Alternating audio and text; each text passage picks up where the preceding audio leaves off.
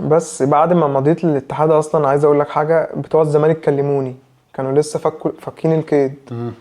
وقالوا لي احنا عرفنا ان انت مضيت للاتحاد وبتاع. ده لما كانوا جابوا ناصر واحمد لا حمدي. لا لا، ده الفتره اللي انت بتتكلم عليها دي اللي انا مضيت لهم فيها، اه. ما حصلش نصيب. لا، مم. بعد كان الموسم ما خلص بقى، مم.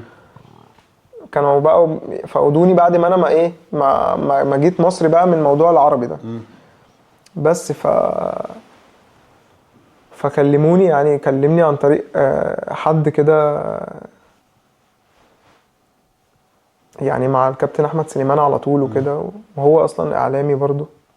فقال لي هو الناس عايزينك وبتاع وكده، انت موضوعك مع الاتحاد ايه؟ قلت له انا والله اديت كلمه للحاج مصلحي وبتاع، قلت له بعدين انا قدامكم طول السنه، انا فري، مم. وانت قد ايه عارف ان انا نفسي العب في نادي الزمالك، يعني فاهم، مم. يعني من احلام حياتي، فاهم، مم. بجد يعني. لا يعني عارف انت الناس اللي هتاكل ان، اقسم بالله يا نور ما بهزر، مم. لا يعني هاكل النجيله فعلا، يعني فاهم قصدي؟ عارف انت لما تبقى عايز تروح مكان من وانت صغير، او بتحب المكان، او مشجع النادي قبل ما تكون لعيب. ما بحبش بقى اقول الحاجات دي، حد يطلع يقول لك بقى ده ايه عايز فاهم قصدي؟ لا لا عمري ما لا. قلت اصلا، مم. بس دي حاجه انت مش هتعرف تخبيها، يعني انا مش هعرف اخبيها، يعني فاهم ان مم. انا زملكاوي اكتر من اي حد مثلا، فاهم مم. قصدي؟ مم. بس